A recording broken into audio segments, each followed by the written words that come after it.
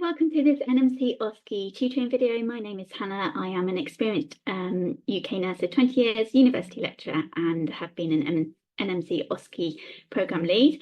And I now offer also independent private one-to-one OSCE tutoring, sharing with you lots of my advice and knowledge to help you self-study and pass for your OSCE exam. Haven't done a video for a little while. That's because I've been really busy over summer holidays and kids are off and all that kind of stuff, but hoping to get back into it. Also been really busy with tutoring inquiries, which is excellent. Love supporting all my different international nurses reach their NMC OSCE passes, which is excellent.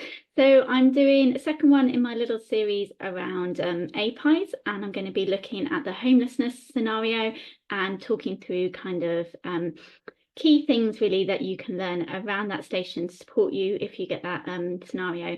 So looking at kind of assessment priorities, potential topics you can use for care plans, common medications that do come up, and things that you can possibly hand over as your recommendations in your evaluation SBAR. Okay, so on the list of APIEs that you'll find in the adult OSCE exam, it will have the title of homelessness, and this can sometimes be a little bit tricky because not quite sure always what that encompasses and what you need to prepare for that. So I'm going to go through what I generally teach in terms of the scenario around homelessness and the common things that are similar within the NMC OSCE scenario as well. So firstly, homelessness is just a really complex social issue, and it's obviously characterised by someone not having a permanent address, and, a lack of a stable and safe, adequate place to live.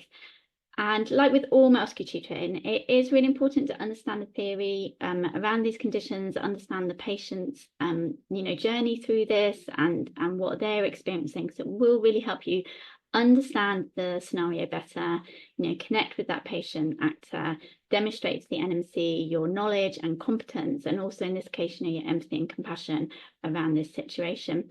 And homelessness, can be transient, it can be temporary. People can have, certain periods of homelessness, or it can be a chronic, long-term issue as well. And it really affects all individuals across all of society and all demographics.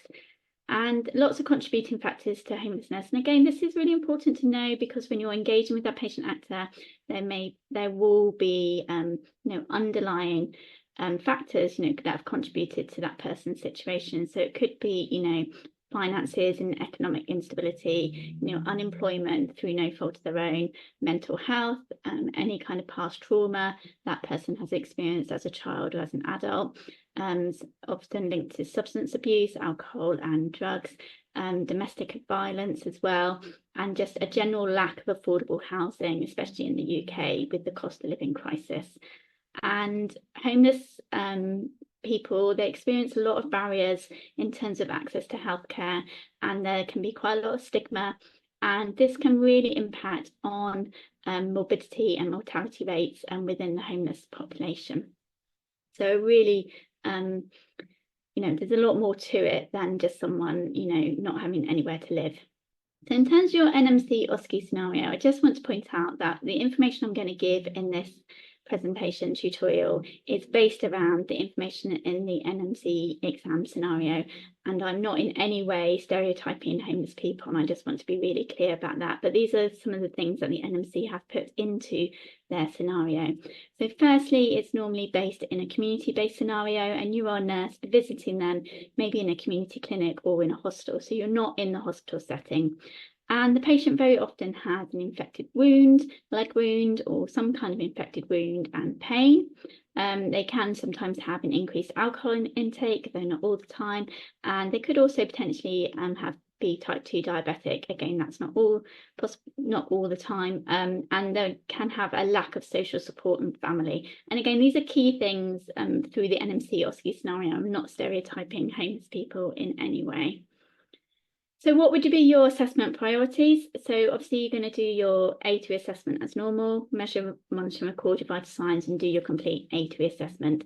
So certain physical assessment priorities, so definitely pain management. So you want to address the pain. This could be from the wound. It could also be chronic pain, you know, related to overall health condition as well. And, you know, the fact that they, you know, don't have any accommodation and you know, associated pain around you know, their living situation. So really important to assess your pain, use your universal pain assessment scale and find out any more additional information around the pain. You might be an element of focusing around nutrition, and if you have got a diabetic patient as well, thinking about blood sugar control. So again, thinking around maybe access to food banks, homeless shelters, you know, assessing the patient's education on their control and monitoring of blood sugar levels. And big area that's going to be one of your physical assessment priorities is going to be infection control and wound assessment and promoting wound healing. So thinking about preventing the spread of infection and promoting wound healing. So giving advice around, you know, personal hygiene. Again, those things can be challenging if you haven't got a fixed address, but giving supportive information around things such as trying to wash your hands, trying to get to a shelter, and, you know, getting maybe donations of, you know, some clean clothes or socks, and making sure they regularly get it checked at the community nursing clinics. You also want to be really monitoring for signs of systemic infection and sepsis markers in this scenario. Okay, so this is a patient in the community with a known infection, so they are at risk of developing sepsis. So I'm going to look at that in my next slide. And again, you're going to want to maybe obviously find out a bit more about that wound in your holistic assessment. So, you know, how long they had that wound, size, depth, colour, exudate, you know, is it warm, any erythema, any odour, and obviously the pain as well. So I talked about sepsis screening tool, and I think it is it's really important for your ongoing nursing knowledge anyway within the UK, but to be able to recognise when someone in the community has potentially got what we call red flags for sepsis. Okay, so these are markers which could indicate that patient has got sepsis. So we know with this scenario there's always a wound infection, so we should be looking in case it has developed into anything further. So the community sepsis screening tool, which you can get from the Resus Council, that you get from the Sepsis Trust website. If you put Sepsis Trust into Google, it will take you to all their educational resources. And we look at three things. So first, is there any risk factors? So yes, potentially we have got risk factors here because we've got broken skin. Could they have a skin infection? Well, we know they've got a skin infection from the scenario, so we are ticking them here. And then any of these red flags. So when you're doing your A2 assessment, if, for example, your patient active respiratory rate is greater than 25 breaths per minute, so scoring that 3 on that news too, then that is a red flag for sepsis. Okay, we need to be identifying that. Again, if their blood pressure is less than 90, their heart rate is greater than 130 beats per minute. And you'll see the other components there. But if you remember some of the key ones around your vital signs, and again, when you're documenting your news 2, this will trigger your news 2 scoring anyway into the higher bracket of 3. And they might not have any red flags, but they might be presenting with some amber flags. Okay, so a respiratory rate of 21 to 24, heart rate of 91 to 130, and a blood pressure systolic of 91 to 100.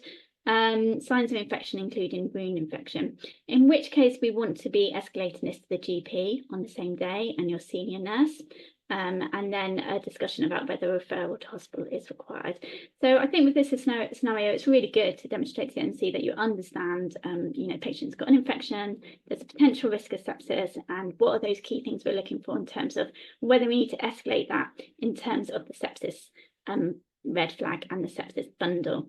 And if you've got any one of those red flag symptoms, the ones talked about before, then you need to be ringing an ambulance and that patient needs to be going to hospital. Okay, and if they've got any of these amber present symptoms, then they need to be picked up and assessed by a GP that same day. So going on to your other part of your holistic assessment. So again, thinking about psychosocial, so you want to just, you know, assess that patient's general well-being and mood, any signs of depression, anxiety, is it alcohol dependence, drug dependence, and having a supportive conversation with those, with your patient actor around if they want any additional support or referral, community mental health teams or substance dependence support groups as well. And then you do want to get a little bit of a better idea around social situation and living situation. So, you know, what access to resources and support systems have they got? Again, only refer to any support systems, temporary accommodation, social services, things like that, if you've got your patient's consent, and that's really important. And, you know, ensure you are thinking about that multidisciplinary approach.